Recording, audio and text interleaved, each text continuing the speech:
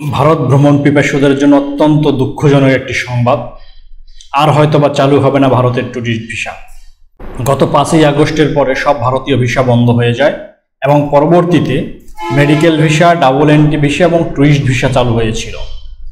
ভারতের প্রধানমন্ত্রী নরেন্দ্র মোদী এবং বাংলাদেশের অন্তর্বর্তীকালীন সরকারের প্রধান উপদেষ্টা ডক্টর মোহাম্মদ ইউনূসের বৈঠকের পরে অনেকেই চিন্তা করেছিল যে পূর্বের মতো আবারও স্বাভাবিক হতে যাচ্ছে ভারতের ভিসা, এমনকি চালু হতে যাচ্ছে ট্যুরিস্ট ভিসা।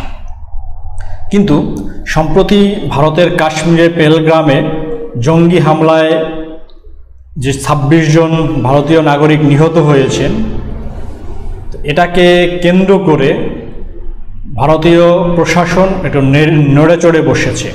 তো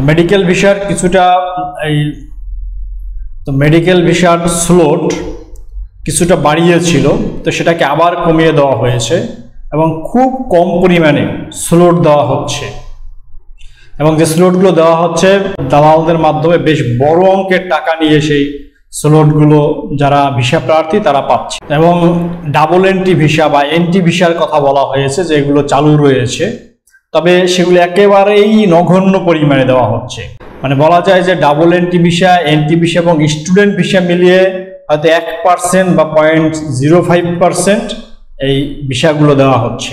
তো বাংলাদেশের পররাষ্ট্র উপদেষ্টা তৌহিদ হোসেন বলেছেন, ভারত বা পাকিস্তান ভ্রমণের ক্ষেত্রে এখন পর্যন্ত কোনো ভ্রমণ সতর্কতা জারি করা হয়নি, কিন্তু একান্তভাবে বিশেষ প্রয়োজন ছাড়া ভারত এবং পাকিস্তান ভ্রমণ না করার জন্য তিনি অনুরোধ করেছেন। ভারত এবং পাকিস্তানের মধ্যে যুদ্ধ বিষয়ক উত্তেজনা বিরাজ করছেন। এই মুহূর্তে একান্ত প্রয়োজন ছাড়া, মানে শুধুমাত্র যাদের মেডিকেল ভিসায় যারা ভারত যেতে চান, শুধুমাত্র এই মেডিকেল ভিসা ছাড়া, মেডিকেল ভিসা একান্তভাবে যাদের প্রয়োজন, একান্তভাবেই ডাক্তার দেখানো প্রয়োজন, তারা মেডিকেল ভিসায় সেখানে যেতে পারেন। এছাড়া অন্য কোনো বিষয়ে বর্তমানে ভারত ভ্রমণ না করাই উত্তম। তো এটা ভারত ভ্রমণ পিপাসী যারা ভারত ভ্রমণ করতে চান তাদের জন্য অত্যন্ত দুঃখজনক একটি বিষয়।